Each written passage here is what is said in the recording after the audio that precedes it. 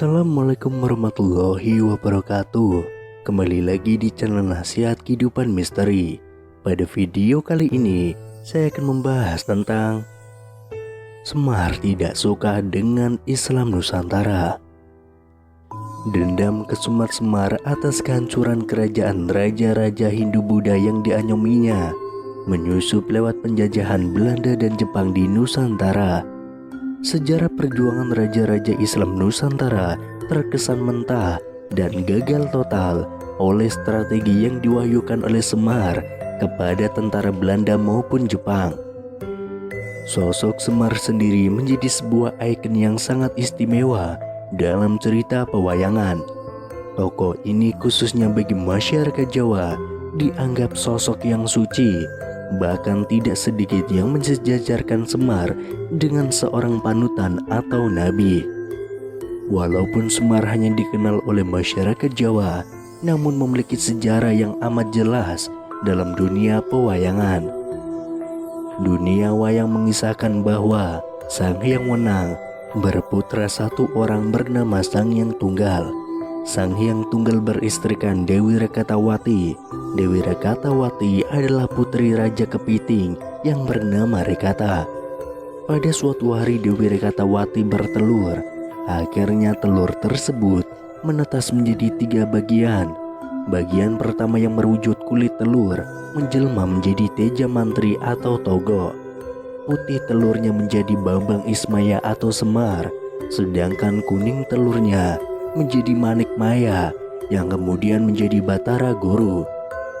Sumber lain mengatakan bahwa asal Teja Mantri atau Togo, Bambang Ismaya atau Semar Badranaya, serta Manik Maya atau Batara Guru bukan anak Sang Hyang Tunggal, melainkan anak dari Siti Hawa, manusia pertama di bumi ini.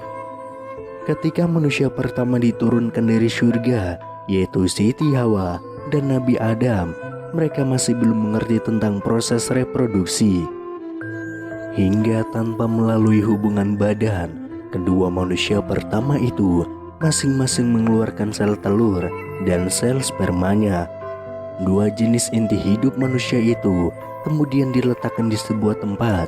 Kemudian Nabi Adam dan Siti Hawa berdoa bersama kepada Tuhan agar kedua embrio itu dijadikan manusia. Kekuatan doa Nabi Adam menjadikan spermanya berubah wujud menjadi 3 harum manusia. Masing-masing berwujud Nabi Ilyas, Nabi Sis, dan Nabi Khidir. Ketiga anak Nabi Adam ini berwujud roh dan tidak memiliki badan kasar atau tubuh jasad. Sedangkan kekuatan doa dari Siti Hawa tidak mewujudkan sesuatu. Lantaran jengkel, maka sel telur itu dilemparkan oleh pemiliknya dan ditangkap oleh iblis. Di tangan iblis yang terkutuk, sel telur milik Siti Hawa dimohonkan doa kepada Tuhan Yang Maha Esa.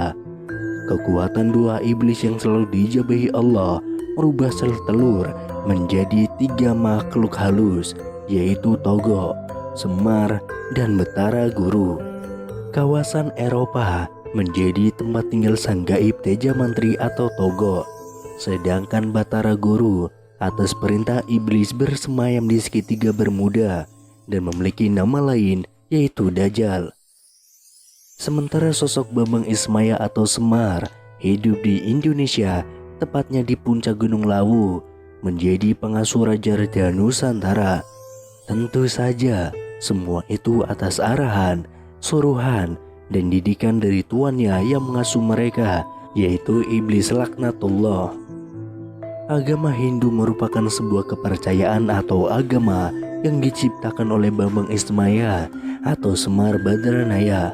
Sementara itu, Semar bersama dengan Dewi Sekarwati Mara juga menciptakan agama Buddha dan menyebarkannya di bumi Nusantara.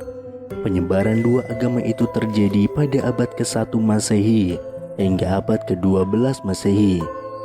Pada tahun 1401, Sultan Muhammad I dari Istanbul, Turki mengutus 9 orang pilihannya untuk menyebarkan agama Islam di Nusantara, termasuk Pulau Jawa. Dalam penyebaran agama Islam itu, Syekh Subakir, salah satu nama dari 9 wali gelombang pertama, membawa batu hitam dan dipasangkan di seantero Nusantara.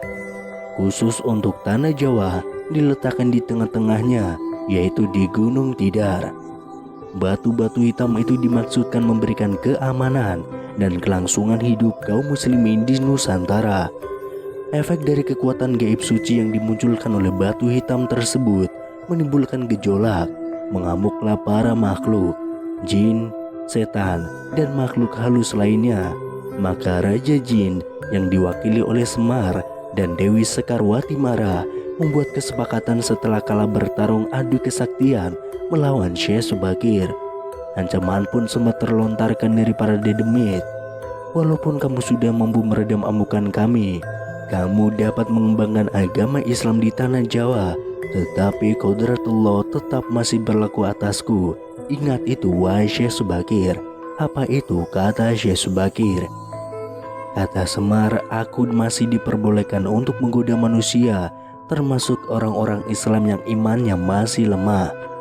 Untuk kedua kalinya, Bambang Ismaya atau Semar Badranaya yang mengaku sebagai pelayan, penganyom, sekaligus penasihat spiritual raja-raja Jawa Hindu-Buddha berbenturan dengan spiritual Islam.